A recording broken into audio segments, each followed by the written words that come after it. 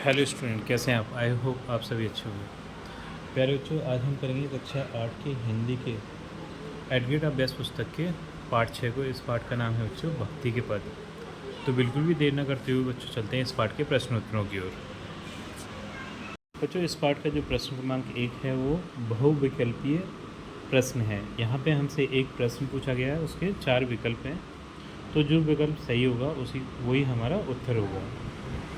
तो इसमें जो प्रश्न क्रमांक 1 है वो है, मातृछंद्र दोहा में पहले और तीसरे, दूसरे और चौथे चरण में विषम और सम चरणों में कितनी कितनी मात्राएं होती हैं? तो इसमें 13 और 11 मात्राएं होती हैं। प्रश्न क्रमांक 2 है, चरणवार मात्राओं की दृष्टि से दोहा का विपरीत छंद कौन सा है?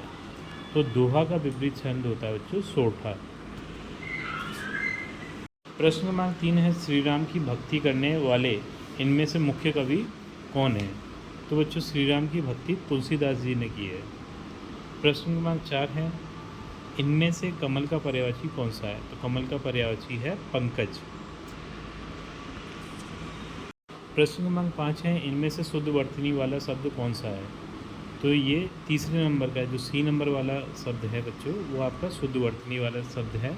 अब चलते हैं अगले प्रश्न की ओर। प्रश्न क्रमांक 6 से लेकर 10 तक रिक्त स्थान वाले प्रश्न है बच्चों। प्रश्न क्रमांक 6 के रिक्त स्थान में आएगा श्री कृष्ण, 7 में आएगा श्री राम, 8 में आएगा तुलसीदास, 9 में आएगा सूरदास और 10 में आएगा प्यासा।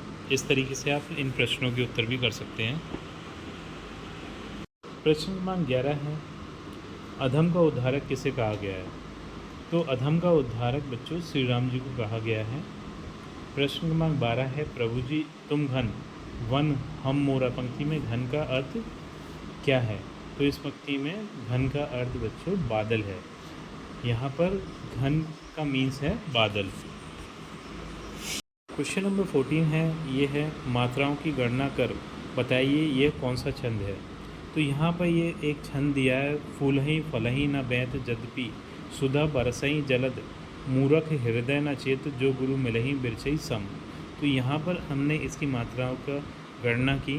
तो ये मात्राओं की गणना के आधार पर ये मात्रिक छंद है। प्रश्न क्रमांक 15 है, रैदास जी की भक्ति किस भाव की है? उदाहरण देकर लिखिए। तो यहाँ पर रैदास जी की जो भक्ति है वो भक्ति दास भाव की है, क्योंकि ये प्रभु को अपना दोस्त मानते हैं या फिर।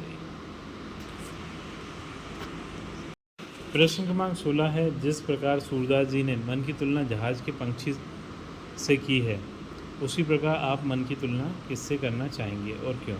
तो इसका उत्तर है, हम अपने मन की तुलना स्वतंत्र पक्षी से करना चाहेंगे, क्योंकि हम। प्रश्न क्रमांक 17 है बच्चों, अहिल्या का उद्धार कैसे हुआ? तो इस प्रश्न का उत्तर आप यहाँ से देखकर लिख सकते हैं। तो यहाँ पर प्रश्न का उत्तर मैंने लिख दिया है और जो उत्तर बचा था कुछ वो मैंने इस जगह पर लिख दिया। तो यहाँ तक लिखने के बाद आप यहाँ से इस प्रश्न का उत्तर लिख सकते हैं। वीडियो को रोक लीजिएगा और रोककर फिर इस प्रश्न का उत्तर लिख लीजिएगा। प्रश्न क्रमांक 18 है, खर्चे नहीं कोई चोर न लवे दिन दिन बढ़त सवाए पद में आए तद्भव शब्दों के तत्सम रूप लिखते हुए पंक्ति का भावार्थ लिखिए। तो इसका उत्तर होगा, भक्ति रूपी धन एक इस प्रकार का धन है जिसे ना तो खर्च किया जा सकता और ना ही कोई चोर चुरा सकता, और यह धन हर एक दिन बढ़ता ही जाता है। प्रश्न क्रमांक 19 है, रैदास को किसके नाम की रट लगी है और वे इस आदत को क्यों नहीं छोड़ पा रहे हैं? तो इसका उत्तर है, रैदास को राम के नाम की रट लगी है। वे इस आदत को इसलिए नहीं छोड़ पा रहे हैं क्योंकि वे अपने आराध्य प्रभु के साथ मिलकर उसी तरह एकाकार हो गए हैं जैसे चंदन और पानी मिलकर एक दूसरे को पूरक हो जाते हैं। प्रश्न क्रमांक 20 है, भक्ति काल के प्रमुख कवि कौन कौन हैं? उनमें से किसी एक के बारे में 5 पंक्तियाँ लिखिए। तो यहाँ बच्चों मैंने भक्ति काल के कवियों के नाम लिख दिए हैं, जैसे रसखान, तुलसीदास, मीराबाई, कबीरदास, रैदास और रहीम। तो इन कवियों के नाम आप लिख लीजिएगा। और मीराबाई का यहाँ पर मैंने वर्णन किया है। मीराबाई का जन्म सन 1498 में राजस्थान के चौखड़ी जोधपुर में हुआ था। मीरा पर अपने पितामह दादाजी का प्रभाव था। वे वैष्णव भक्त थीं।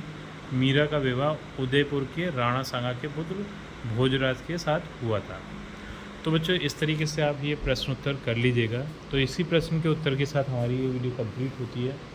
आई थिंक ये वीडियो आपको पसंद आई होगी। यदि वीडियो आपको पसंद आई है, वीडियो को लाइक करिए, चैनल को सब्सक्राइब करिए। आपसे मिलते हैं अपनी अगली वीडियो में।